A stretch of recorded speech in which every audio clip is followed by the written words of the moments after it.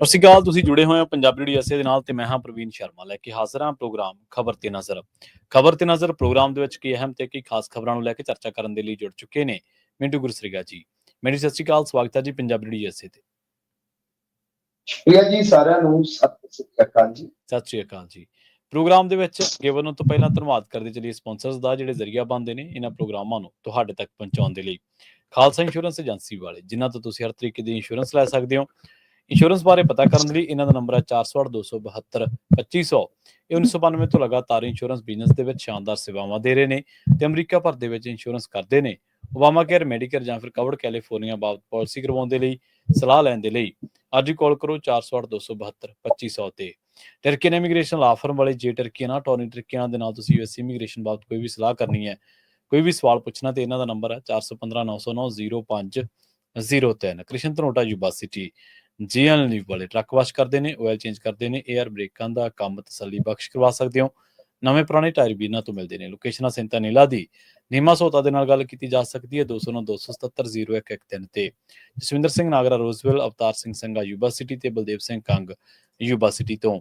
ਇਹਨਾਂ ਸਾਰੇ ਹੀ ਸਪਾਂਸਰਸ ਦਾ ਬਹੁਤ ਬਹੁਤ ਧੰਨਵਾਦ। ਤੇ ਜੇਕਰ ਤੁਸੀਂ ਵੀ ਪੰਜਾਬੀ ਡੀਐਸਏ ਦੇ ਇਹਨਾਂ ਪ੍ਰੋਗਰਾਮਾਂ ਨੂੰ ਸਪਾਂਸਰ ਕਰਨਾ ਚਾਹੁੰਦੇ ਹੋ ਤਾਂ ਸਟੂਡੀਓ ਦਾ ਨੰਬਰ ਹੈ 408-272-5200। ਅੱਜ ਦਾ ਇਹ ਖਬਰ ਤੇ ਨਜ਼ਰ ਪ੍ਰੋਗਰਾਮ ਸਾਲ 2025 ਦੀ 24 ਮਈ ਦਾ ਪ੍ਰੋਗਰਾਮ ਹੈ ਤੇ ਦਿਨ ਅੱਜ ਸ਼ਨੀਵਾਰ ਹੈ। ਖਬਰਾਂ ਦੀ ਸ਼ੁਰੂਆਤ ਕਰੀਏ ਮਿੰਟੂ ਜੀ ਆਪ ਆਗੂਆਂ ਤੋਂ। ਕਹਿੰਦੇ ਨਸ਼ੇ ਵਿਰੁੱਧ ਜਿਹੜੀ ਇਹਨਾਂ ਦੀ ਮੁਹਿੰਮ ਵਿੱਢੀ ਗਈ ਸੀ, ਉਹਦੇ ਵਿੱਚ ਆਗੂ ਫਸਣ ਲੱਗੇ ਨੇ ਜੀ। ਹੁਣ ਇਹ ਕਲੀਅਰ ਜ਼ਰੂਰ ਕਰ ਦਿਓ ਵੀ ਆਪ ਆਗੂ ਆ, ਕਿਤੇ ਮੈਂ ਗਲਤ ਤਾਂ ਨਹੀਂ ਕਹਿਤਾ?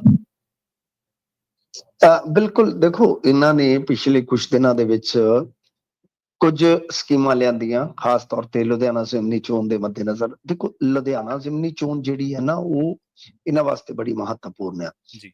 ਹੁਣ ਉਹਦੇ ਵਿੱਚ ਕੀ ਹੈ ਕਿ ਸਭ ਤੋਂ ਪਹਿਲਾਂ ਜੋ ਮਨੀਸ਼ ਸਿਸੋਦੀਆ ਨੇ ਇੱਕ ਮਾਡਲ ਲਿਆਂਦਾ ਕਿ ਸਿੱਖਿਆ ਕ੍ਰਾਂਤੀ ਦੇ ਨਾਮ ਤੇ ਅਸੀਂ ਆਪਣਾ ਪ੍ਰਚਾਰ ਕਰੀਏ ਤੇ ਪੂਰਾ ਪ੍ਰਚਾਰ ਤੰਤਰ ਝੋਕ ਕੇ ਲੋਕਾਂ ਦੇ ਵਿੱਚ ਇੱਕ ਪੜ੍ਹਾਈ ਲਿਖਾਈ ਨੂੰ ਲੈ ਕੇ ਆਪਦੀ ਛਵੀ ਜਿਹੜੀ ਆ ਉਹ ਬਹੁਤ ਉਤਲੇ ਲੈਵਲ ਤੇ ਲੈ ਜਾਈਏ। ਹੁਣ ਜਦੋਂ ਉਹ ਸਿੱਖਿਆ ਕ੍ਰਾਂਤੀ ਵਾਲਾ ਕੰਮ ਚੱਲਣਾ ਸੀਗਾ, ਤੁਹਾਨੂੰ ਪਤਾ ਹੀ ਆ, ਤਾਂ ਠੀਕ ਉਸ ਵੇਲੇ ਕੀ ਹੁੰਦਾ, ਉਸ ਵੇਲੇ ਇਹ ਹੁੰਦਾ ਕਿ ਇਹਨਾਂ ਦਾ ਪੰਗਾ ਪੈ ਜਾਂਦਾ, ਇਹਨਾਂ ਦਾ ਰੇੜਕਾ ਪੈ ਜਾਂਦਾ ਕਿਸਾਨਾਂ ਦੇ ਨਾਲ। ਹੁਣ ਕਿਸਾਨਾਂ ਦੇ ਨਾਲ ਜਦੋਂ ਰੇੜਕਾ ਪੈ ਜਾਂਦਾ, ਦੇਖੋ ਗੱਲ ਬੜੀ ਸਾਫ਼ ਆ ਕਿ ਚਲੋ ਕੌਣ ਗਲਤ ਆ ਕੌਣ ਸਹੀ ਆ, ਉਹ ਕੁਛ ਹੱਦ ਤੱਕ ਬਹਿਸ ਦਾ ਵਿਸ਼ਾ ਹੈ।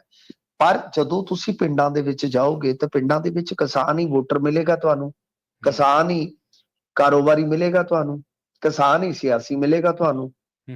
ਤਾਂ ਜਦੋਂ ਸਾਰਾ ਕੁਝ ਪਿੰਡਾਂ ਦੇ ਵਿੱਚ ਕਰਨਾ, ਕਿਉਂਕਿ ਇਹਨਾਂ ਦੇ ਜ਼ਿਆਦਾ ਹੁਣ ਜਿਵੇਂ ਨਸ਼ੇ ਨਾਲ ਜੁੜੀ ਸਕੀਮ ਲਾ ਲਓ ਕਿ ਉਹਦੇ ਜ਼ਿਆਦਾਤਰ ਪ੍ਰੋਗਰਾਮ ਜਿਹੜੇ ਇਹਨਾਂ ਨੇ ਉਹ ਲਗਭਗ 200 ਪਿੰਡਾਂ 'ਚ ਕਰਨੇ ਸਨ। ਮਤਲਬ ਕਿ ਕੁਝ ਮੰਤਰੀ ਅਤੇ ਕੁਝ ਇਹਨਾਂ ਦੇ ਜਿਹੜੇ ਵਿਧਾਇਕ ਸੀ, ਉਹਨਾਂ ਨੇ 200 ਪਿੰਡਾਂ ਦਾ ਜਿਹੜਾ ਵਿਜ਼ਿਟ ਕਰਨਾ ਸੀਗਾ। ਹੁਣ ਸਮੱਸਿਆ ਕੀ ਆ ਗਈ ਕਿ ਪੈਂਦੇ ਹੀ ਸੱਟੇ ਚੇਤਨ ਸਿੰਘ ਜੌੜਾ ਮਾਜਰਾ, ਜਿਹੜੇ ਕਿ ਬੜੇ ਗਰਮ ਸੁਭਾਅ ਦੇ ਗਿਣੇ ਜਾਂਦੇ, ਉਹਨਾਂ ਨੂੰ ਘੇਰਿਆ ਗਿਆ ਭੇਡਪੁਰਾ ਪਿੰਡ ਦੇ ਵਿੱਚ, ਸਮਾਣੇ ਦੇ ਵਿੱਚ। ਫਿਰ ਇਸ ਤੋਂ ਇਲਾਵਾ ਇਹਨਾਂ ਦੇ ਇੱਕ ਦੋ ਵਿਧਾਇਕ, ਖਾਸ ਤੌਰ ਤੇ ਗੁਰਪ੍ਰੀਤ ਬਾਣਾਵਾਲੀ ਬੜਾ ਸ਼ਰੀਫ ਤੇ ਬੜਾ ਸਮਝਦਾਰ ਐਮਐਲਏ ਸਮਝਿਆ ਜਾਂਦਾ ਹੈ, ਉਸਨੂੰ ਵੀ ਤਲਖੀ ਭਰੇ ਸਵਾਲਾਂ ਦਾ ਸਾਹਮਣਾ ਕਰਨਾ ਪਿਆ। ਤੇ ਉਸ ਤੋਂ ਬਾਅਦ ਡਾਕਟਰ ਬਲਬੀਰ ਦੀ, ਤੇ ਤੁਸੀਂ ਦੇਖਿਆ ਹੋਣਾ ਜਿਹੜੇ ਸਿਹਤ ਮੰਤਰੀ ਨੇ, ਉਹਨਾਂ ਦੀ ਤੇ ਵੀਡੀਓ ਖਾਸੀ ਵਾਇਰਲ ਹੋਈ ਆ, ਕਿਉਂਕਿ ਕਾਫੀ ਗਹਿਮਾ ਵਾਲੀ ਜਿਹੜਾ ਮਾਹੌਲ ਸੀਗਾ ਉਹ ਬਣ ਗਿਆ ਸੀ, ਗਹਿਮੀ ਵਾਲਾ। ਹੁਣ ਇਹਦੇ ਵਿੱਚ ਇਹੋ ਹੀ ਆ ਕਿ ਅੱਗੇ ਸਿੱਖਿਆ ਕ੍ਰਾਂਤੀ ਵਾਲਾ ਤੁਹਾਨੂੰ ਪਤਾ ਹੀ ਹੈ ਨਾ ਕਿ ਲੰਬਾ ਚੌੜਾ ਪ੍ਰੋਗਰਾਮ ਚੱਲਣਾ ਸੀ 54 ਦਿਨ, ਲਗਭਗ 2 ਮਹੀਨੇ। ਤਾਂ ਉਹਨੂੰ ਰਾਹ ਦੇ ਵਿੱਚ ਹੀ ਰੋਕ ਦਿੱਤਾ ਗਿਆ। ਉਹਦਾ ਕਾਰਨ ਇਹੋ ਹੀ ਸੀਗਾ ਕਿ ਜਿਹੜੇ ਇਹਨਾਂ ਦੇ ਨੇਤਾ ਵਗੈਰਾ ਸੀਗੇ, ਉਹਨਾਂ ਨੇ ਬੜੀ ਆਵਾਜ਼ਾਰੀ ਜ਼ਾਹਰ ਕੀਤੀ ਇਹਨਾਂ ਦੇ ਮੂਹਰੇ ਕਿ ਵੇਖੋ ਸਾਨੂੰ ਉੱਥੇ ਜਾਣਾ ਪੈਂਦਾ ਹੈ, ਸਾਡੀ ਇੱਕ ਮਤਲਬ ਕਿ ਉੱਥੇ ਚਲੋ ਰੈਪੂਟੇਸ਼ਨ ਹੁੰਦੀ ਹੈ ਇਲਾਕੇ ਦੇ ਵਿੱਚ, ਸਾਡੀ ਤੇ ਬੇਇੱਜ਼ਤੀ ਹੋ ਰਹੀ ਥਾਂ ਥਾਂ ਤੇ। ਇੱਕ ਵਿਧਾਇਕ ਇਹਨਾਂ ਦਾ ਮਾਲਵੇ ਦੇ ਵਿੱਚੋਂ ਇਸ ਤਰ੍ਹਾਂ ਦਾ ਸੀਗਾ, ਜਿਹੜਾ ਰਿਟਾਇਰਡ ਹੈ, ਤੋਂ ਮਤਲਬ ਕਿ ਉਹ ਵਿਧਾਇਕ ਤਾਂ ਬਣ ਗਿਆ, ਜੋ ਉਹਦਾ ਆਦਰ ਸਤਿਕਾਰ ਸੀ, ਤੁਸੀਂ ਦੇਖੋ ਕਿ ਹਰ ਦਿਨ ਉਹਦੀ ਵੀਡੀਓ ਜਿਹੜੀ ਬੇਇੱਜ਼ਤੀ ਦੀ ਪਬਲਿਸ਼ ਹੋ ਰਹੀ ਸੀ, ਹਰ ਦਿਨ ਵੀਡੀਓ ਵਾਇਰਲ ਹੋ ਰਹੀ ਸੀ। ਤਾਂ ਕਹਿਣ ਦਾ ਮਤਲਬ ਇਹ ਹੈ ਕਿ ਇਹ ਹੁਣ ਜੋ ਇਹਨਾਂ ਦਾ ਇਹ ਨਸ਼ੇ ਵਿਰੁੱਧ ਮੁਹਿੰਮ ਦਾ ਸ਼ੁਰੂਆਤੀ ਗੇੜ ਆ, ਸ਼ੁਰੂਆਤੀ ਗੇੜ ਦੇ ਵਿੱਚ ਹੀ ਇਹਨਾਂ ਦੇ ਆਮ ਆਦਮੀ ਪਾਰਟੀ ਦੇ ਆਗੂ ਜਿਹੜੇ ਆ ਫਸ ਗਏ। ਤਾਂ ਫਿਰ ਜਿਵੇਂ ਗੱਲ ਪਹੁੰਚਾਉ ਕੇ ਆਉਂਦੀ ਆ ਕਿ ਉਹ ਜਿਹੜੇ ਕਿਸਾਨ ਆ, ਕਿਸਾਨ ਜਥੇਬੰਦੀਆਂ ਵਾਲੇ ਆ, ਉਹ ਨਾਗਰਿਕ ਦੇ ਤੌਰ ਤੇ ਵੀ ਸਵਾਲ ਪੁੱਛਣਾ ਸ਼ੁਰੂ ਕਰ ਦਿੰਦੇ ਆ, ਉਹ ਵੋਟਰ ਦੇ ਤੌਰ ਤੇ ਵੀ ਪੁੱਛਣਾ ਸ਼ੁਰੂ ਕਰ ਦਿੰਦੇ ਆ। ਤੇ ਉਹ ਕਹਿੰਦੇ ਤੁਸੀਂ ਸਾਡੀਆਂ ਟਰਾਲੀਆਂ ਵੀ ਚੋਰੀ ਕੀਤੀਆਂ ਨੇ, ਬੰਦਾ ਜਾਵੇ ਤੇ ਜਾਵੇ ਕਿੱਧਰ? ਸੋ ਇਸ ਕਰਕੇ ਇਹ ਵਿਪਤਾ ਦੇ ਮਾਰੇ ਪਏ ਨੇ, ਵਿਪਤਾ ਦੇ ਝੱਬੇ ਪਏ ਨੇ। ਬਾਕੀ ਹੁਣ ਵੇਖੋ ਇਹਨਾਂ ਦੀ ਜਿਹੜੀ ਨਸ਼ਾ ਵਿਰੁੱਧ ਮੁਹਿੰਮ ਆ, ਉਹ 31 ਤੱਕ ਵੇਖੋ ਕੀ ਰੰਗ ਲਿਆਉਂਦੀ ਹੈ। ਤੁਹਾਨੂੰ ਪਤਾ ਹੀ 31 ਨੂੰ ਕਹਿੰਦੇ ਸੀ ਅਸੀਂ ਰਿਵਿਊ ਕਰਾਂਗੇ, ਪਰ ਇਸ ਦੌਰਾਨ ਤੁਸੀਂ ਵੇਖੋ ਹੁਚ ਟ੍ਰੈਜਡੀ ਜਿਹੜੀ ਮਜੀਠੇ ਵਾਲੀ ਹੋ ਗਈ, ਫਿਰ ਇਸ ਤੋਂ ਇਲਾਵਾ ਲੁਧਿਆਣੇ 'ਚ ਵੀ 3 ਬੰਦੇ ਮਰ ਗਏ, ਤੇ ਝੂਲਦੇ ਡਿੱਗਦੇ ਕਿੰਨੇ ਨੌਜਵਾਨ ਨੇ ਜਿਨ੍ਹਾਂ ਦੀਆਂ ਵੀਡੀਓ ਵੀ ਵਾਇਰਲ ਹੋ ਰਹੀਆਂ ਨੇ। ਇੱਕ ਤਾਂ ਵੀਡੀਓ ਹੋਰ ਵਾਇਰਲ ਹੋ ਰਹੀ ਹੈ ਮਿੰਟੂ ਜੀ, ਜਿਹਦੇ ਵਿੱਚ ਉਹ ਜਿਹੜਾ ਨੌਜਵਾਨ ਝੂਲ ਰਿਹਾ ਬਦਕਿਸਮਤੀ ਦੇ ਨਾਲ, ਉਹਦੇ ਤੇ ਟੀ-ਸ਼ਰਟ ਹੀ ਮਾਨ ਸਾਹਿਬ ਵਾਲੀ ਫੋਟੋ ਪਾਈ ਹੋਈ ਹੈ, ਲੱਗੀ ਹੋਈ ਹੈ। ਉਹ ਤੇ ਮਾਨ ਸਾਹਿਬ ਨੇ ਪਿੱਛੇ ਹੱਥ ਜੋੜੇ ਆ ਨਾ, ਹਾਂਜੀ ਉਹਦੇ ਪਿੱਛੇ ਹੱਥ ਜੋੜੇ ਟੀ-ਸ਼ਰਟ ਦੇ ਵੀ। ਵੇਖਿਓ ਕਿਤੇ ਕੋਈ ਗੱਡੀ ਨਾ ਚੜਾ ਦਿਓ, ਅੱਗੇ ਸੜਕਾਂ ਤੇ ਅੱਗ ਤੁਰੀ ਫਿਰਦੀ ਹੈ। ਖਬਰਾਂ ਹੱਥ ਇਸ ਲਈ ਵੀ ਜੋੜੇ ਹੋਣ, ਉਹਨਾਂ ਦਾ ਮਤਲਬ ਇਹ ਵੀ ਨਿਕਲਦਾ ਹੋਵੇ ਵੀ ਜੇ ਕੁਝ ਵਾਅਦੇ ਕਰਕੇ ਨਹੀਂ ਕਰ ਸਕੇ ਤਾਂ ਉਹਦੇ ਲਈ ਹੱਥ ਜੋੜ ਕੇ ਮਾਫੀ। ਇਹ ਤਾਂ ਸੰਦਰਭ ਹੈ, ਵੇਖੋ ਕਿਹੜਾ ਲੈਂਦੇ ਨੇ। ਇਹ ਵੀ ਹੋ ਸਕਦਾ ਜੀ, ਪਰ ਇਹ ਵੀ ਹੋ ਸਕਦਾ ਕਿ ਉਹ ਟੀ-ਸ਼ਰਟ ਪਵਾ ਕੇ ਕਿਸੇ ਤੋਂ ਐਕਟਿੰਗ ਕਰਵਾ ਲਈ ਗਈ ਹੋ। ਇਹ ਵੀ ਹੈ, ਬਿਲਕੁਲ ਬਿਲਕੁਲ। ਲੁਧਿਆਣਾ ਜ਼ਿਮਨੀ ਚੋਣ ਦਾ ਐਲਾਨ ਕਹਿੰਦੇ ਛੇਤੀ ਵੀ ਹੋ ਸਕਦਾ ਮਿੱਟੂ ਜੀ। ਹਾਂਜੀ ਦੇਖੋ, ਲੁਧਿਆਣਾ ਜ਼ਿਮਨੀ ਚੋਣ ਵਾਸਤੇ ਬਹੁਤ ਪਾਪੜ ਵੇਲੇ ਜਾ ਰਹੇ ਆ, ਤਾਂ ਲੁਧਿਆਣਾ ਜ਼ਿਮਨੀ ਚੋਣ ਦਾ ਜੇ ਆਪਾਂ ਦੇਖੀਏ ਬਿਗਲ ਤੇ ਵੱਜ ਹੀ ਚੁੱਕਿਆ ਹੈ।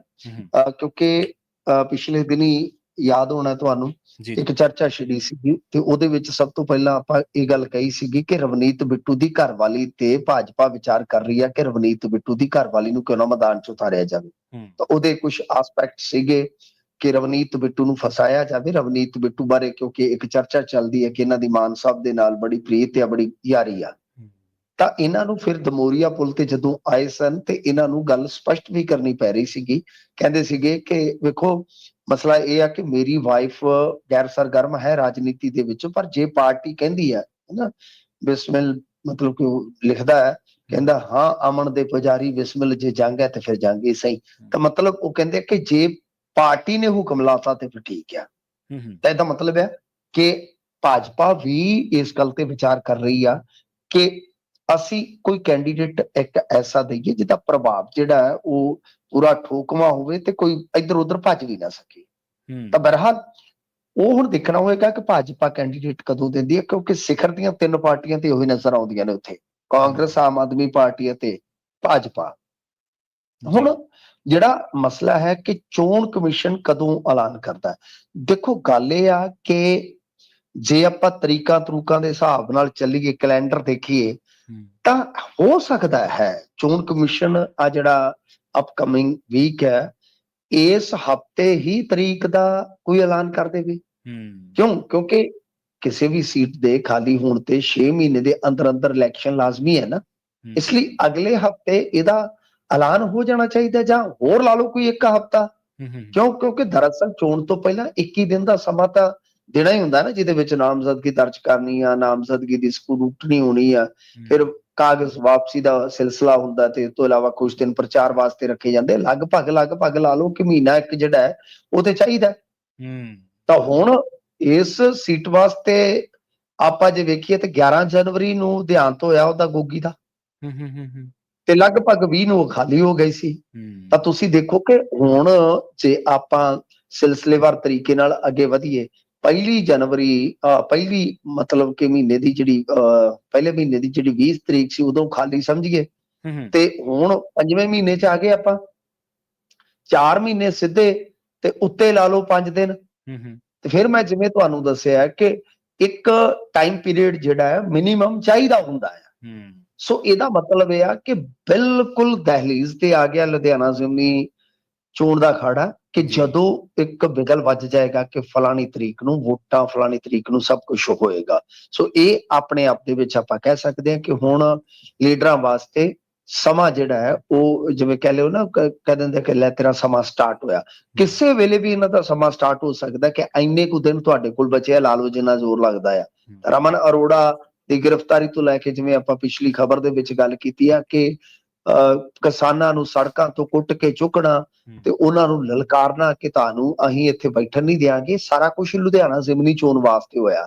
ਤਾਂ ਲੁਧਿਆਣਾ ਜ਼ਿਮਨੀ ਚੋਣ ਦਾ ਖਾੜਾ ਕਦੋਂ ਭਖਦਾ ਤੇ ਖਾੜਾ ਜਿੱਤਦਾ ਕੌਣ ਆ, ਦਿਲਚਸਪ ਰਹੇਗੀ ਕਹਾਣੀ।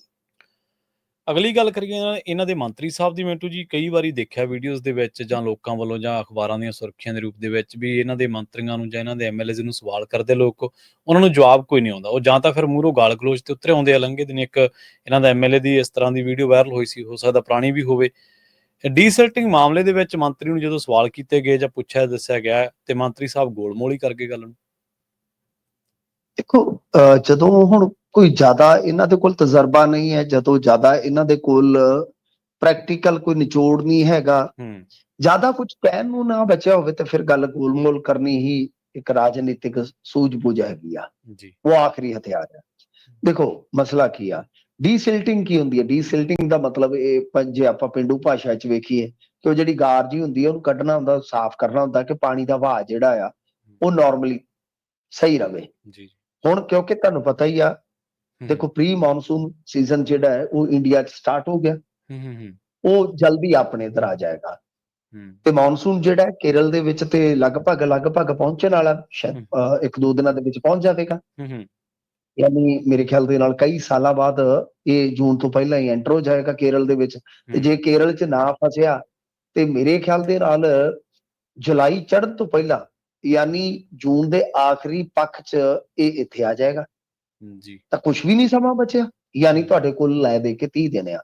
ਤਾਂ ਐਤਕੀ ਕੀ ਹੋਇਆ ਕਿ ਜਿਵੇਂ ਨਾਲੇ ਆ ਆਪਣੇ ਜਾਂ ਚੋਅ ਹੁੰਦੇ ਆ ਜਾਂ ਦਰਿਆਈ ਏਰੀਆ ਹੁੰਦਾ ਹੈ, ਇਹਨਾਂ ਦੀ ਨਾ ਇੱਕ ਸਫਾਈ ਹੁੰਦੀ ਹੈ ਤੇ ਉਹਨੂੰ ਕਹਿੰਦੇ ਹੁੰਦੇ ਆ ਡੀਸਿਲਟਿੰਗ, ਕਿ ਮਤਲਬ ਉਹਦੇ ਵਿੱਚੋਂ ਗਾਰ ਵਗੈਰਾ ਜਿਹੜੀ ਆ ਕੱਢ ਕੇ ਪਾਣੀ ਦਾ ਵਹਾਅ ਜਿਹੜਾ ਉਹ ਇਸ ਕਰਕੇ ਉਹਨੂੰ ਸਹੀ ਕੀਤਾ ਜਾਂਦਾ ਫਲੋ ਨੂੰ, ਕਿ ਭਾਈ ਕੋਈ ਅੜਿੱਕਾ ਨਾ ਆਵੇ ਤੇ ਜਿਹੜਾ ਫਲੱਡ ਹੈ, ਕਿਉਂਕਿ ਪੰਜਾਬ ਦੇ ਵਿੱਚ ਫਲੱਡ ਆਉਣ ਦਾ ਖਤਰਾ ਰਹਿੰਦਾ ਹੈ ਨਾ ਮੌਨਸੂਨ ਸੀਜ਼ਨ ਦੇ ਵਿੱਚ, ਕਿ ਉਸ ਖਤਰੇ ਨੂੰ ਅਸੀਂ ਘੱਟ ਕਰ ਸਕੀਏ ਜਾਂ ਮਨਫੀ ਕਰ ਸਕੀਏ, ਜ਼ੀਰੋ ਕਰ ਸਕੀਏ।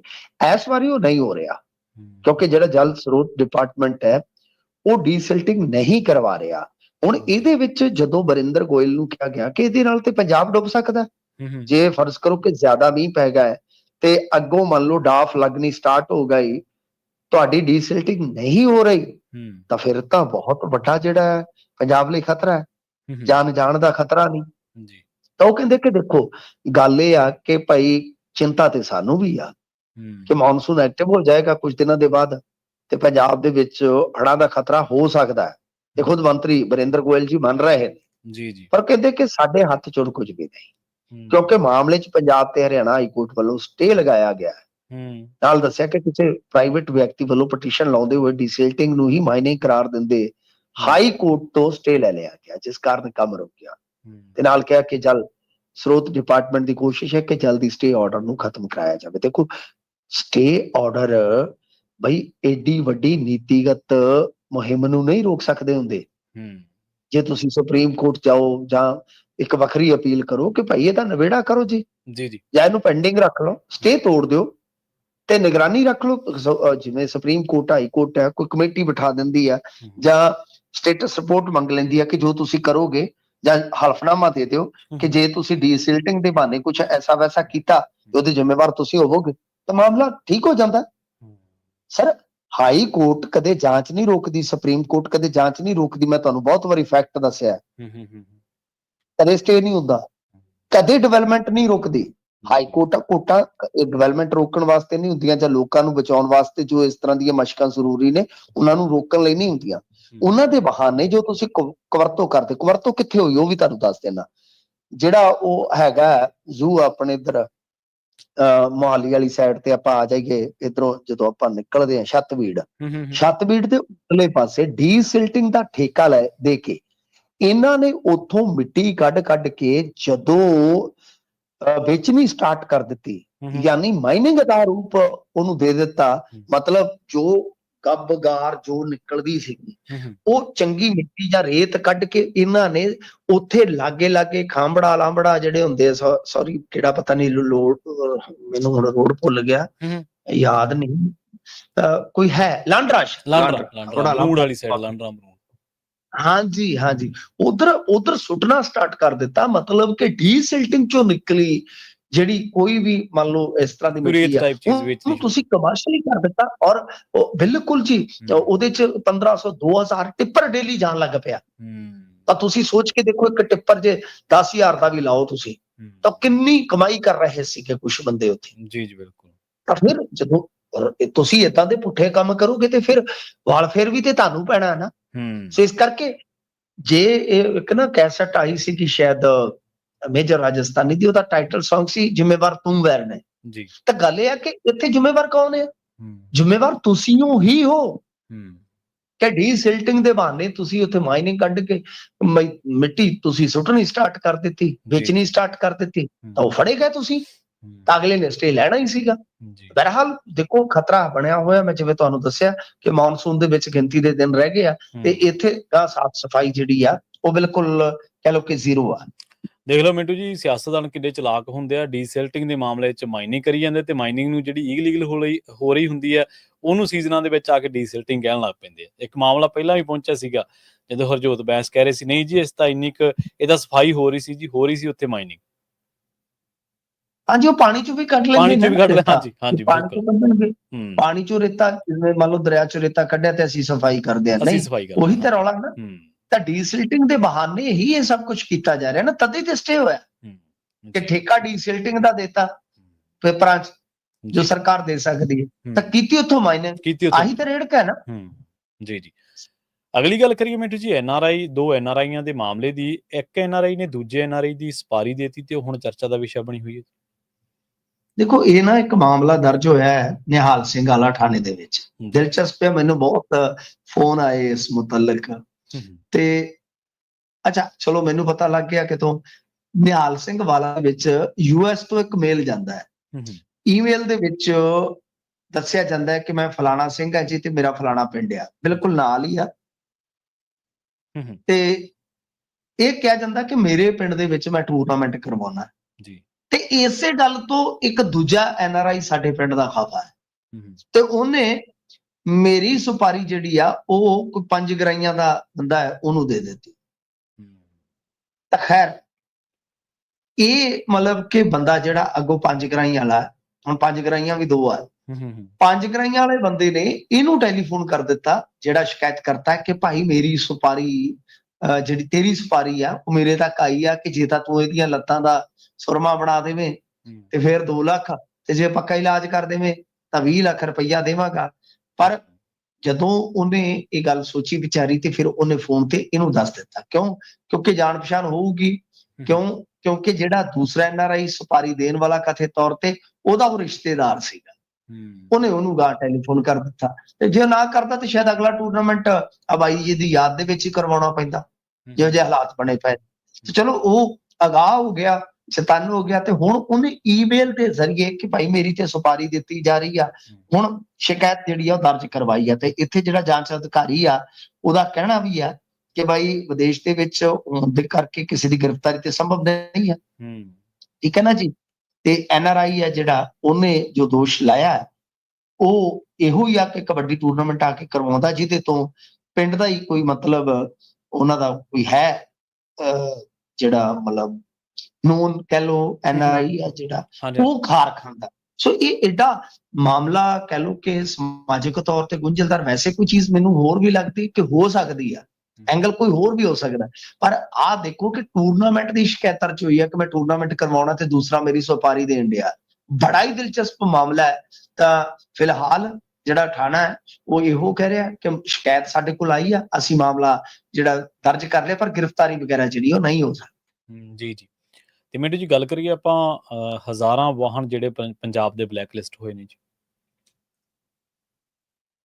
ਇਹ ਕੀ ਆ ਕਿ ਦੇਖੋ ਸਾਫ਼ ਹੈ, ਸਪਸ਼ਟ ਹੈ ਕਿ ਕੁਝ ਲੋਕਾਂ ਦੇ ਚਲਾਨ ਹੁੰਦੇ। ਅੱਜ ਕੱਲ ਚਲਾਨ ਤੁਹਾਨੂੰ ਪਤਾ ਹੀ ਆ ਆਨਲਾਈਨ ਵੀ ਹੋ ਜਾਂਦੇ ਨੇ। ਹੁਣ ਆਉਣ ਵਾਲੇ ਸਮੇਂ ਦੇ ਵਿੱਚ ਤੇ ਉਦਾਂ ਹੀ ਹੋਊਗਾ। ਚੰਡੀਗੜ੍ਹ ਮੋਹਾਲੀ ਚ ਜਿੱਦਾਂ ਜਾਂਦੇ ਆ ਅਸੀਂ, ਤਾਂ ਕੋਈ ਰੈੱਡ ਬੱਤੀ ਜਿਹੜੀ ਆ ਉਹ ਜੰਪ ਕਰਦਾ, ਤੇ ਪਿਛਲੇ ਦਿਨ ਹੀ ਸਾਡਾ ਇੱਕ ਭਰਾ ਸੀਗਾ ਤੇ ਉਹਦਾ ਇੱਕ ਚਲਾਨ ਜੂਨ ਚ ਹੋਇਆ ਸੀ ਪਿਛਲੇ ਸਾਲ, ਹਿਸਾਬ ਲਾ ਲਓ। ਠੀਕ ਹੈ। ਤੇ ਉਹਦੀ ਫੋਰਚੂਨਰ ਗੱਡੀ ਸੀਗੀ, ਬੱਤੀ ਕਿਤੇ ਉਹਨੇ ਜੰਪ ਕੀਤੀ, ਤੇ ਉਦੋਂ ਉਸ ਵੇਲੇ ਉਹਨੇ ਚਲਾਨ ਭੁਗਤਾਤਾ। ਕਿਸੇ ਬੰਦੇ ਨੂੰ ਉੱਥੇ ਪੈਸੇ ਦੇ ਦਿੱਤੇ ਹੁੰਦੇ ਆ ਦਲਾਲ ਕਿ ਮੈਂ ਭੁਗਤਾ ਦਿੰਦਾ, ਤੇ ਆਪ ਉਹ ਆ ਗਿਆ। ਤੇ ਮੈਂ ਉਹਦੇ ਨਾਲ ਹੀ ਜਾਈ ਜਾਵਾਂ, ਪ੍ਰਵੀਨ ਜੀ ਉਹਦੇ ਫੋਨ ਤੇ ਮੈਸੇਜ ਆ ਗਿਆ ਕੋਰਟ ਵੱਲੋਂ। ਗੱਡੀ ਦੀ ਰਜਿਸਟ੍ਰੇਸ਼ਨ ਹੁੰਦੀ ਆ, ਤੇ ਰਜਿਸਟ੍ਰੇਸ਼ਨ ਤੇ ਐਡਰੈਸ ਹੁੰਦਾ, ਅੱਜ ਕੱਲ ਫੋਨ ਨੰਬਰ ਹੁੰਦਾ। ਉਹ ਤਾਂ ਜਦੋਂ ਉਹਨੇ ਦੇਖਿਆ, ਕਹਿੰਦਾ ਬਾਈ ਦੇਖਿਆ ਕੀ ਆ? ਮੈਂ ਕਿਹਾ ਤੇਰਾ ਭਲਾ ਹੋ ਜਾਏ, ਤੈਨੂੰ ਤੇ ਕੋਰਟ ਦਾ ਨੋਟਿਸ ਆਇਆ ਪਿਆ ਵੀ ਆ ਕੇ ਤੇ ਇੰਨੀ ਤਰੀਕ ਨੂੰ ਪੇਸ਼ ਹੋ। ਤੇ ਮੈਂ ਕਿਹਾ ਤੂੰ ਕਾਂਡ ਕੀਤਾ? ਕਹਿੰਦਾ ਨਹੀਂ ਮੇਰਾ ਤਾਂ ਇੱਕ ਸਿਰਫ ਚਲਾਨ ਹੋਇਆ ਸੀਗਾ। ਤੁਸੀਂ ਹਿਸਾਬ ਲਾ ਲਓ ਕਿ ਚਲਾਨ ਸਾਲ ਬਾਅਦ ਉਹਦੇ ਫੋਨ ਤੇ ਫੇਰ ਆ ਗਿਆ ਕਿ ਭਰਿਆ ਕਿਉਂ ਨਹੀਂ। ਫਿਰ ਉਹ ਸੌਟ ਕਰਵਾਇਆ ਉੱਥੋਂ ਕਹਿ ਕੇ ਕਿਸੇ ਨੂੰ ਇਹ ਨਹੀਂ ਹੈ ਕਿਤੇ ਸੋਚ ਲਿਓ ਕਿ ਅਸੀਂ ਉੱਥੇ ਚਲਾਨ ਹੀ ਪੜਵਾਤਾ, ਮਤਲਬ ਕਿ ਪੜਵਾਇਆ ਕਿਸੇ ਨੂੰ ਕਹਿ ਕੇ। ਤਾਂ ਇਹ ਅੱਜ ਕੱਲ ਇਸ ਤਰ੍ਹਾਂ ਦਾ ਕੰਮ ਆ ਕਿ ਉਹ ਪੋਰਟਲ ਤੇ ਚੜ ਜਾਂਦਾ ਜੀ ਸਾਰਾ ਕੁਝ। ਕੋਰਟਾਂ ਕਚਹਿਰੀਆਂ ਅੱਜ ਕੱਲ ਆਨਲਾਈਨ ਹੀ ਚੱਲਦੀਆਂ, ਡਿਜੀਟਲ ਇੰਡੀਆ, ਤਾਂ ਬੰਦਾ ਫਸ ਜਾਂਦਾ ਜੀ। ਹੁਣ ਇਹ ਕੀ ਆ ਕਿ ਪੰਜਾਬ ਦੇ ਵਿੱਚ ਲਗਭਗ 7000 ਇਹਨਾਂ ਨੇ ਵਹੀਕਲ ਜਿਹੜੇ ਆ ਬਲੈਕ ਲਿਸਟਡ ਕਰ ਦਿੱਤੇ। ਕਿਉਂ? ਕਿਉਂਕਿ ਟ੍ਰੈਫਿਕ ਚਲਾਨ ਇਹਨਾਂ ਨੇ ਭਰਿਆ ਹੀ ਨਹੀਂ ਪਿਓ ਦੇ ਪੁੱਤਾਂ ਨੇ। ਮੈਂ ਤਾਂ ਹੀ ਇੱਕ ਛੋਟੀ ਜਿਹੀ ਕਹਾਣੀ ਤੁਹਾਡੇ ਨਾਲ ਜੁੜੀ ਆ ਕਿ ਚਲਾਨ ਨਾ ਭਰਨ ਦਾ ਮਤਲਬ ਇਹ ਨਹੀਂ ਹੁੰਦਾ ਕਿ ਚਲਾਨ ਖਤਮ ਹੋ ਜਾਣਾ ਹੈ। ਤਾਂ ਉਹਦੇ ਚ ਕੀ ਹੁੰਦਾ, ਹੁਣ ਬਲੈਕ ਲਿਸਟ ਜੇ ਕਰ ਦਿੱਤਾ ਹੈ ਤਾਂ ਉਹ ਇੰਟਰਸਟਿੰਗ ਚੀਜ਼ ਇਹ ਵੀ ਹੋਏਗੀ, ਤੁਸੀਂ ਵੀ ਆਪਦਾ ਜੋ ਵੀ ਤੁਹਾਡੇ ਘਰੇ ਵਹੀਕਲ ਖਲੋਤਾ ਉਹਦਾ ਦੇਖ ਲਿਓ ਸਾਰਾ ਸਮਾਨ ਮੰਨਾ ਕਿ ਬਾਈ ਕਿਸੇ ਨੇ ਕੋਈ ਚਲਾਨ ਕਰਵਾ ਕੇ ਤੇ ਨਹੀਂ ਖਿਲਾ ਰਿਹਾ। ਹਾਂਜੀ ਹਾਂਜੀ ਬਿਲਕੁਲ। ਤੇ ਮਤੇ ਕਿਤੇ ਕਢਾਓ, ਕਿਤੇ ਜਾਓ ਗੇੜੀ ਤੇ ਇੱਥੇ ਆਏ ਇੰਡੀਆ ਚ ਤੇ ਨਾਲ ਦੀ ਨਾਲ ਹੋ ਜਾਣਾ ਕੰਮ। ਕਿਉਂ? ਕਿਉਂਕਿ ਬਲੈਕ ਲਿਸਟ ਜੇ 1 ਹੁੰਦਾ ਤੇ ਇੱਕ ਤੇ ਇਹ ਆ ਕਿ ਜਦੋਂ ਗਾਂਹ ਜਾਏਗਾ ਫੇਰ ਚਲਾਨ ਹੋ ਜਾਣਾ। ਦੂਜੀ ਚੀਜ਼ ਇਹ ਆ ਕਿ ਮਸਲਾ ਜਿਹੜਾ ਉਹ ਇਹ ਆ ਕਿ ਪੋਰਟਲ ਤੇ ਜੋ ਚੜਦਾ ਹੈ ਅੱਜ ਕੱਲ, ਪੋਰਟਲ ਤੇ ਸਭ ਕੁਝ ਦੇਖਿਆ ਜਾ ਸਕਦਾ। ਤੁਸੀਂ ਅਮਰੀਕਾ ਬੈਠੇ ਮੇਰੇ ਕਾਰ ਦਾ ਸਾਰਾ ਕੁਝ ਚੈੱਕ ਕਰ ਸਕਦੇ ਕਿ ਇਹਦੇ ਕੋਲ ਇੰਸ਼ੋਰੈਂਸ ਕਦੋਂ ਤੱਕ ਦੀ ਹੈ, ਕੀ ਹੈ ਹਿਸਾਬ ਕਿਤਾਬ, ਸਾਰਾ ਕੁਝ ਹੁੰਦਾ ਹੈ ਐਵਰੀਥਿੰਗ। ਤਾਂ ਇਹਦੇ ਚ ਕੀ ਹੈ ਕਿ ਗਾਂ ਉਹ ਫਿਰ ਪੋਰਟਲ ਤੇ ਕਿਸੇ ਵੀ ਤਰ੍ਹਾਂ ਦਾ ਲੈਣ ਦੇਣ ਨਹੀਂ ਹੋਏਗਾ, ਯਾਨੀ ਮਤਲਬ ਕਿ ਨਾ ਤਾਂ ਉਹ ਆਰਸੀ ਜਿਹੜੀ ਆ ਰੀਨਿਊ ਹੋ ਸਕਦੀ ਹੈ ਤੁਹਾਡੀ, ਨਾ ਹੀ ਉਹਦੀ ਗਾਂ ਕੋਈ ਸੇਲ ਪਰਚੇਸਿੰਗ ਹੋ ਸਕਦੀ ਉਸ ਵਹੀਕਲ ਦੀ। ਤਾਂ ਇਹਦੇ ਵਿੱਚ ਬਹੁਤ ਹੱਦ ਤੱਕ ਕਹਿ ਲਓ ਮੁਕਤਸਰ ਦਾ ਰਿਕਾਰਡ ਆ 502 ਵਹੀਕਲ ਘੱਟੋ ਘੱਟ ਇਥੋਂ ਦੇ ਮੁਕਤਸਰ ਦੇ ਜਿਹੜੇ ਬਲੈਕ ਲਿਸਟ ਤੇ ਵੱਡੇ ਜ਼ਿਲ੍ਹੇ। ਹਾਂਜੀ, ਫਾਜ਼ਿਲਕਾ ਦੇ 686 ਆ। ਬਾਕੀ ਵੱਡੇ ਜ਼ਿਲ੍ਹਿਆਂ ਦੀ ਜੇ ਆਪਾਂ ਗੱਲ ਕਰੀਏ ਜਿਵੇਂ ਜਲੰਧਰ ਆ 149 ਹੀ ਆ ਸਿਰਫ ਉੱਥੇ। ਤਾਂ ਮਤਲਬ ਕਿ ਇਹੋ ਜਿਹੇ ਜ਼ਿਲ੍ਹਿਆਂ ਦੇ ਵਿੱਚ ਜ਼ਿਆਦਾ ਹੈ। ਤਾਂ ਇਹਦਾ ਦੇ ਉੱਤੇ ਕਈ ਜਿਹੜੇ ਵਹੀਕਲ ਆ ਲੱਖ ਰੁਪਈਆ, ਜਿਵੇਂ ਮਤਲਬ ਕਿ ਕਈ ਵਾਰ ਚਲਾਨ ਹੋ ਗਿਆ ਫੇਰ ਚਲਾਨ ਹੋ ਗਿਆ, ਏਦਾਂ ਚਲਾਨ ਹੋ ਜਾਂਦੇ ਆ ਨਾ, ਲੱਖ ਰੁਪਈਆ ਬਕਾਇਆ ਕਈਆਂ ਦੇ। ਤਾਂ ਤੁਸੀਂ ਹਿਸਾਬ ਲਾ ਲਓ ਕਈਆਂ ਦੀ ਕੀਮਤ ਵੀ ਲੱਖ ਰੁਪਈਆ ਨਹੀਂ ਹੋਣੀ। ਇਸ ਕਰਕੇ ਲੋਕ ਗੌਲਦੇ ਨਹੀਂ ਕਿ ਚੱਲੀ ਜਾਂਦਾ ਕੰਮ, ਚੱਲੀ ਜਾਂਦਾ। ਤਾਂ ਫਿਲਹਾਲ ਇਹ ਵੀ ਇੱਕ ਵੱਡਾ ਅੰਕੜਾ ਪੰਜਾਬੀਆਂ ਦਾ ਕਿ 7000 ਵਹੀਕਲ ਇਹਨਾਂ ਦਾ ਬਲੈਕ ਲਿਸਟਡ ਹੀ ਹੋ ਗਿਆ। ਜੀ ਜੀ। ਤੇ ਅਗਲੀ ਗੱਲ ਕਰੀਏ ਮਿੰਟੂ ਜੀ, ਭਾਰਤੀ ਮੀਡੀਆ ਦੀ, ਕਹਿੰਦੇ ਇਹਦੇ ਸਿਰ ਇੱਕ ਹੋਰ ਇਲਜ਼ਾਮ ਆ ਗਿਆ ਜੀ। ਦੇਖੋ, ਇੰਡੀਅਨ ਮੀਡੀਆ ਦੇ ਬਾਰੇ ਇੱਕ ਨਾ ਪਿਛਲੇ ਦਿਨੀ ਅੰਕੜਾ ਨਿਕਲਿਆ ਸੀਗਾ।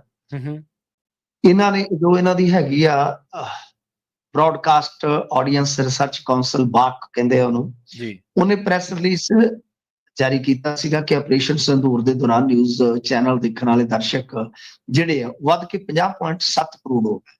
ਯਾਨੀ 7 ਤੋਂ 9 ਮਈ ਦੇ ਦੌਰਾਨ ਨਿਊਜ਼ ਵੀਅਰਸ਼ਿਪ ਦਾ ਇੱਕ ਰਿਕਾਰਡ ਬਣ ਗਿਆ। ਬਾਰਕ ਦੇ ਅਨੁਸਾਰ ਕੁੱਲ ਟੀਵੀ ਦਰਸ਼ਕਾਂ ਦੇ ਵਿੱਚ ਨਿਊਜ਼ ਜਨਰ ਦੀ ਹਿੱਸੇਦਾਰੀ ਵੀ ਜਿਹੜੀ ਆ ਉਹ ਵੱਧ ਕੇ 16% ਹੋ ਗਈ, ਜੋ ਆਮ ਤੌਰ ਤੇ 6% ਹੁੰਦੀ ਹੈ। ਹੁਣ ਦੂਜੇ ਪਾਸੇ ਕੁਝ ਜਿਹੜੇ ਬਾਜ ਰੱਖਣ ਵਾਲੇ ਆ ਜਾਂ ਕਹਿ ਲਓ ਕਿ ਇਹਨਾਂ ਚੀਜ਼ਾਂ ਨੂੰ ਸਮਝਣ ਵਾਲੇ ਆ, ਉਹ ਤੇ ਸਾਡੇ ਵਰਗੇ ਵੀ ਯਾਰ ਕਮਾਲ ਦੀ ਗੱਲ ਹੈ। ਕਿਉਂਕਿ ਇੱਕ ਅੰਕੜਾ ਮੈਂ ਇੱਕ ਹੋਰ ਨਿਊਜ਼ ਪੇਪਰ ਦੀ ਰਿਸਰਚ ਦਾ ਲਿਆ, ਉਹਨਾਂ ਨੇ ਬਹੁਤ ਉਲਟੀ ਗੱਲ ਲਿਖੀ ਸੀ ਇੱਕ ਦਿਨ ਪਹਿਲਾਂ, ਜੋ ਇਹਨਾਂ ਦਾ ਬਾਰਕਾ ਲੈਂਦਾ ਹੈ। ਤਾਂ ਉਹਨਾਂ ਨੇ ਕਿਹਾ ਸੀਗਾ ਕਿ 8 ਮਈ ਦੀ ਰਾਤ ਨੂੰ 8:30 ਤੋਂ 9:30 ਦੇ ਵਿੱਚ ਸਟਾਰ ਸਪੋਰਟਸ ਜਿਹੜਾ ਹਿੰਦੀ ਦਾ ਉਹਨੂੰ 9345 ਜੀ AM ਯਾਨੀ ਪ੍ਰਤੀ ਮਿੰਟ ਔਸਤਨ ਦਰਸ਼ਕ ਮਿਲੇ, ਤੇ ਪੂਰੇ ਹਿੰਦੀ ਨਿਊਜ਼ ਜਨਰ ਨੂੰ ਸਿਰਫ 4834 AM।